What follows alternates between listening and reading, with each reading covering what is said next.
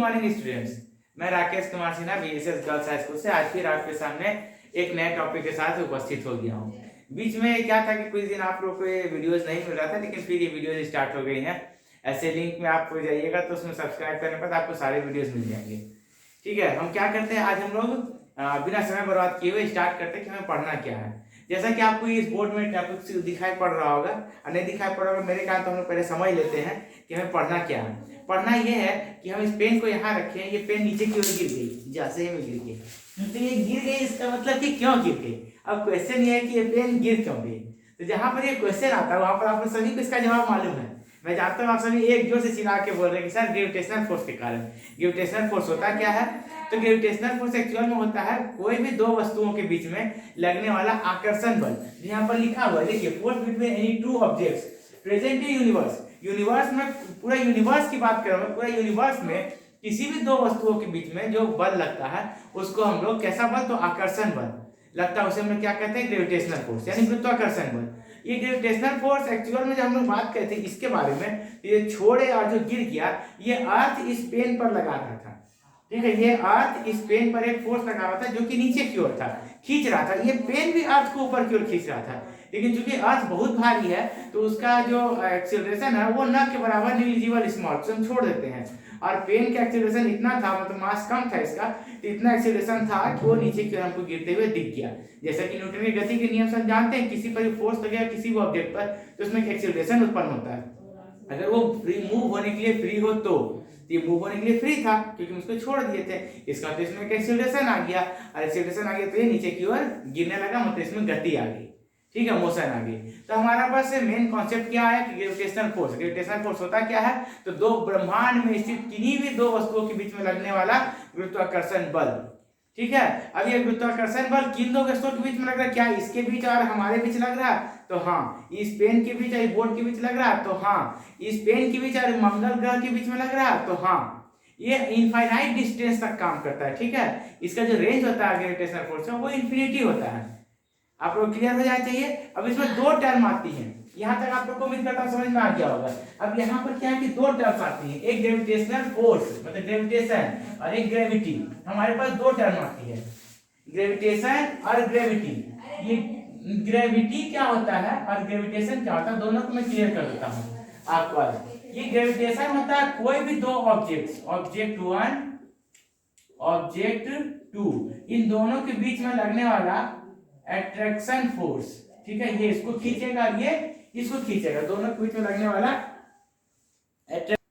चलिए, ऑब्जेक्ट के बीच में लगने वाला ग्रेविटेशनल फोर्स उसको हम लोग कहते हैं। तो ये ऑब्जेक्ट के बीच में लग रहा है, ध्यान रखिए, कोई भी ऑब्जेक्ट, वो ऑब्जेक्ट अर्थ और हम ही क्यों ना हो, ऑब्जेक्ट अर्थ और पेन ही क्यों ना हो, वो ऑब्जेक्ट अर्थ और मार्स ही क्यों ना हो, वो मार्स और जुपिटर ही क्यों ना हो, सारे के बीच में ये ग्रेविटेशनल फोर्स काम करता है। इसका एक प्रत्यक्ष उदाहरण देखता हूं आप लोग के सामने। देखिए क्या होता है कि हम लोग जानते हैं कि सन सेंटर में है, हम लोग जानते हैं ना सोलर फैमिली के बारे में, सौर परिवार के बारे में, उसमें सन जो है तो सेंटर पे है। जैसे कि ये सन है और इसके चारों ओर बाकी के जो ग्रह हैं, प्लैनेट्स हैं, वो मूव कर रहे हैं। आपको पता है ये क्यों मूव कर रहे हैं, कैसे मूव कर रहे हैं? मूव करने की शक्ति इनको कहां से मिल रही है? तो ये मूव करने की शक्ति मिल रही है इनको ग्रेविटेशनल फोर्स से। ये ग्रेविटेशनल फोर्स क्या है कि इसको अपनी ओर खींच रहा है, और ये ग्रेविटेशनल फोर्स जो खींच रहा है तो इसको रिक्वायर्ड सेंट्रीपेटल फोर्स दे रहा है, मतलब कन्वर्ट हो जा रहा है सेंट्रीपेटल फोर्स में, जिसके कारण ये गिरना तो चाहता है सूरज में, लेकिन जब तक ये आता है तब तक ये सूरज हट जाता है, ये गोल गोल घूमते रहता है। ठीक है, इसको हम लोग कहते हैं ग्रेविटेशनल फोर्स। इसी कारण ये रिवॉल्व करते हैं। ग्रेविटेशनल फोर्स का आपको प्रत्यक्ष उदाहरण एक तो मिला कि सन और अर्थ के बीच में, या सन और मरकरी के बीच में इस तरह का फोर्स लग रहा है, जिसके कारण ये चारों ओर घूम रही है। ये सारा का सारा जितना है प्लैनेट्स है, इन दोनों के बीच में ग्रेविटेशनल फोर्स लग रहा है, लेकिन इसका ज्यादा है इसलिए इसके चारों ओर घूम रहा है, और इसका कम है दोनों के बीच में, इसके चारों ओर नहीं घूम रहा है, इसको छोड़ के चला जाता है। जहां ज्यादा ताकत होता है वहीं खींचाएगा चीज। तो ये हो गया ग्रेविटेशनल फोर्स। ग्रेविटेशनल फोर्स मतलब ऑब्जेक्ट वन और ऑब्जेक्ट टू के बीच में लगने वाला आकर्षण बल यूनिवर्स में कहीं भी।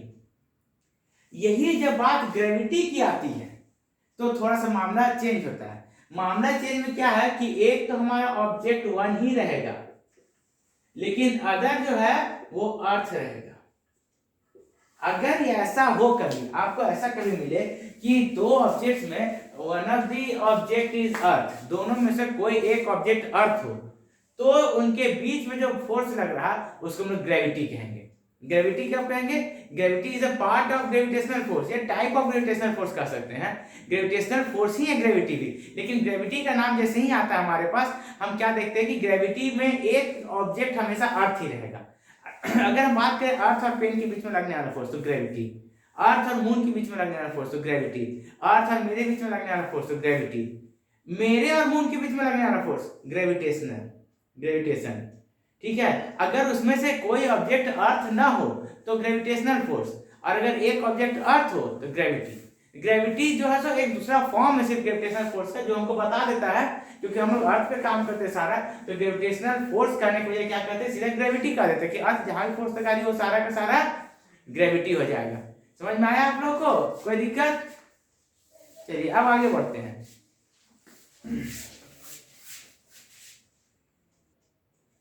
देखिए अब जैसा कि हमारे पास अगला सेक्शन इसी में दिख रहा है, ग्रेविटेशन में ही, mass and weight. What is the difference between mass and wait?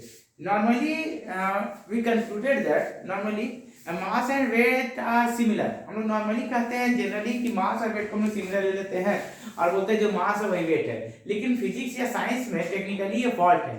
मास और वेट जो होता है एक ही क्वांटिटी नहीं है। मास क्या है? अमाउंट ऑफ मैटर है। अमाउंट मतलब कि पदार्थ की मात्रा, अमाउंट ऑफ मैटर पदार्थ की मात्रा जो कि मौजूद है, अमाउंट ऑफ मैटर। जबकि वेट क्या है? ग्रेविटी है। वेट क्या है? तो ग्रेविटी। अभी आप लोग को ग्रेविटी में समझा चुका हूं। वेट क्या है? एक तरह का फोर्स होता है वेट, समझे? जैसे कि हम बात करते हैं मास के बारे में थोड़ा सा, मेरा पास जितना पार्टिकल्स मौजूद है, हम एक को अगर यूनिट मास मान लेते हैं, यूनिट है, और मेरे पास 50 पार्टिकल्स मौजूद है, तो 50 यूनिट मतलब कि 50 केजी मेरा मास हुआ। इसका ऐसा यूनिट केजी होता है। ठीक है, मतलब कि मेरे पास जितना मैटर मौजूद है उसको हम मास कहेंगे। लेकिन वेट क्या होता है कि किसी मास को अर्थ जिस फोर्स से अपनी ओर खींचती है, किसी मास को अर्थ जिस फोर्स से अपनी ओर खींचती है उसको हम लोग कहते हैं वेट। एक्चुअल में क्या हो गया कि जब हम लोग वेट निकालते हैं तो वेट भी एक तरह का फोर्स होता है, और न्यूटन का सेकेंड लॉ हम लोग पढ़ चुके हैं, F equals to mass into acceleration.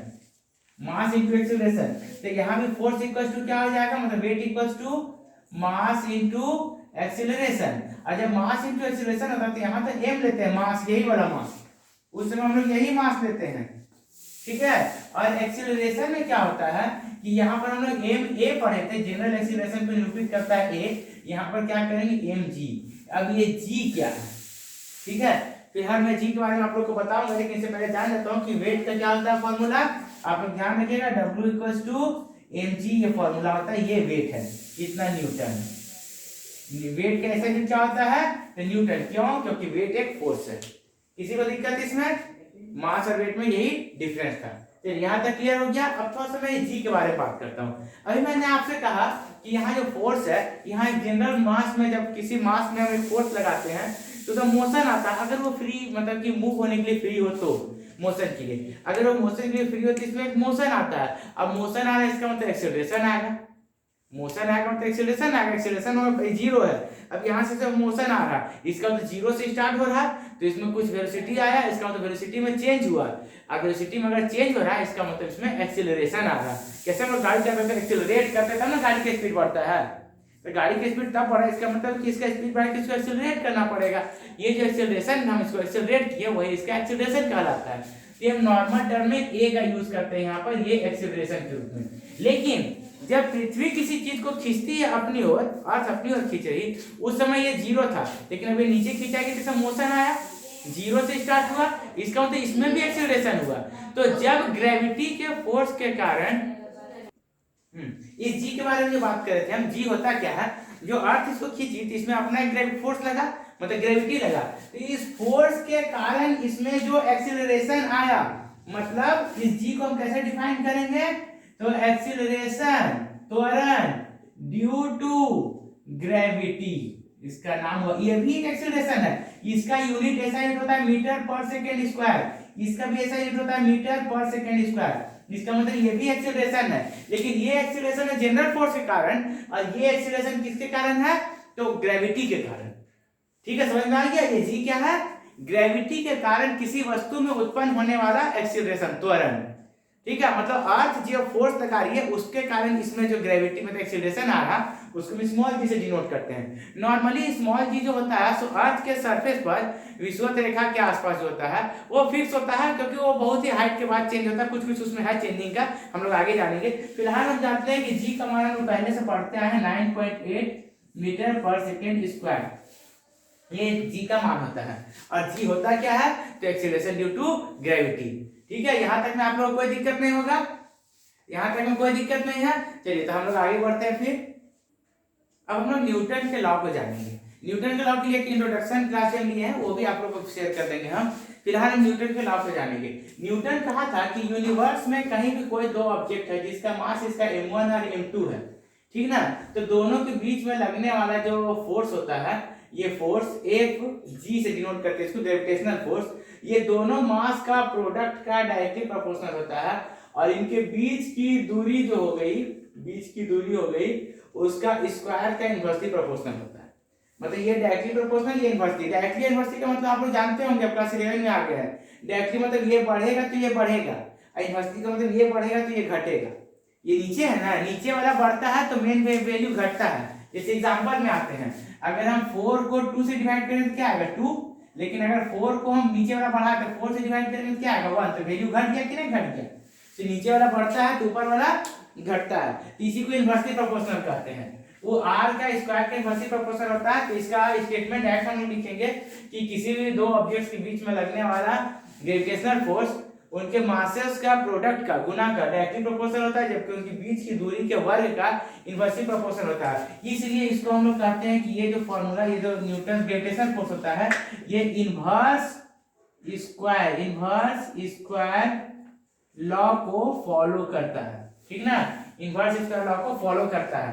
अगर ये इनवर्स मतलब नीचे की ओर है, स्क्वायर है स्क्वायर है, और ये लॉ इनवर्स स्क्वायर लॉ को ये फॉलो करता है, याद रखिएगा आप लोग। इसको कंबाइन करते हैं तो हमारे पास आता है Fg इक्वल्स टू एक कांस्टेंट बैठता है g m1 m2 by r square, जहां g जो है ग्रेविटेशनल कांस्टेंट है, यूनिवर्सल कांस्टेंट है, यूनिवर्सल ग्रेविटेशनल कांस्टेंट है ये। ठीक है, यूनिवर्सल ग्रेविटेशनल कांस्टेंट ये एक ऐसा कांस्टेंट है जो पूरा यूनिवर्स में आप कहीं भी चले जाइए उसके वैल्यू में कोई चेंजिंग नहीं आएगा। इसका वैल्यू अभी जो अर्थ पर था वही मार्स पर रहेगा, वही सन पर रहेगा, वही यहाँ से 1000 किलोमीटर ऊपर रहेगा, वही यहाँ से 1000 किलोमीटर नीचे रहेगा। इसका मान निकाले कौन थे, इसका मान को बहुत ही अच्छा साइंटिस्ट थे कैवेंडिश। कैवेंडिश ने इसका मान का वैल्यू निकाला था, और इसका मान होता कितना है उसके बारे में भी आप लोग को मैं थोड़ा सा बता देता हूं, जिसको कि आप लोग हमेशा याद करके रखिएगा। इसका वैल्यू होता है 6.67 इंटू 10⁻11। अब इसका तो यूनिट भी होता होगा, यूनिट निकालने के लिए पहले भी आप लोग को इसका बता चुके हैं। यूनिट निकालने का तरीका ध्यान रखिएगा। यूनिट निकालने के लिए हम क्लास चैप्टर 1 में आप लोग को यूनिट एंड डायमेंशन का जहाँ वीडियो भेजे थे वहीं मिल जाएगा। अगर हम इसको देखते हैं तो ये न्यूटन होता है, क्योंकि जी को निकालने के लिए क्या हो जाएगा, फॉर्मूला बनाते हैं तो g इक्वल्स टू f, ये r इसका इधर मल्टीप्लाई हुआ बाई m1 m2, मतलब कि न्यूटन मीटर स्क्वायर पर केजी स्क्वायर, नीचे से ऊपर जाकर तो न्यूटन मीटर स्क्वायर पर केजी स्क्वायर, ये इसका ऐसा यूनिट होता है। ठीक है, न्यूटन मीटर स्क्वायर पर केजी स्क्वायर, ये ऐसा यूनिट होता है, इसका ध्यान रखिएगा। अगर सीजीएस में बात करेंगे तो चेंज हो जाएगा। आप लोग ये होमवर्क है, सीजीएस में निकाल करके और हमको मैसेज कर दीजिएगा। ये आपके लिए होमवर्क होगा कि सीजीएस में से क्या वैल्यू हम बदलना आपको बता चुके हैं, वैल्यू भी बता चुके हैं कैसे होता है। ये जी था, ये कैवेंडिश थे, कैवेंडिश जी ने इसका वैल्यू निकाला था। ये वैल्यू चलिए हम लोग यहाँ पर ये सीजीएस आपको होमवर्क दे दिए। आपको इस पर न्यूमेरिकल्स ही बहुत सारे मिलेंगे, कुछ वीडियो में आपको न्यूमेरिकल्स मिलेगा, तो न्यूमेरिकल्स आप लोग देखिएगा वो बनाने के लिए। ये आपके पास जो ही बुक होगा उससे आप न्यूमेरिकल्स बनाइएगा। और कोई प्रॉब्लम होती है, मेरा कॉन्टैक्ट नंबर लिखा हुआ 9304634398, इस कॉन्टैक्ट नंबर पर आप मैसेज कर सकते हैं, कॉल कर सकते हैं, कभी भी आपको बता दिया जाएगा। और इस पर न्यूमेरिकल्स के लिए जो चूंकि समय नहीं मिलता है इसलिए न्यूमेरिकल्स आपको शेयर उतना नहीं कर सकते, फिर भी न्यूमेरिकल्स आपके पास जाएगा। ठीक है, किसी भी तरह का न्यूमेरिकल्स में आपको कोई प्रॉब्लम है तो आपको मैसेज कर सकते हैं किसी भी बुक से। ठीक है, आपको उसका रिजल्ट मिल जाएगा तुरंत। तो हमारे पास ये था ग्रेविटेशन का इंट्रोडक्शन, साथ साथ पहला ग्रेविटेशन चैप्टर का स्टार्टिंग। आज का क्लास में इतना ही रखेंगे क्योंकि 15 मिनट का वीडियो बनाना है। अगले वीडियो आपको एक इंट्रोडक्शन वीडियो मिलेगा, तो 2 वीडियो मिल जाएगी आपको। तो अगली वीडियो में हम लोग आगे फिर इससे आगे पढ़ेंगे। ठीक है, तब तक के लिए टेक केयर, ओके बाय।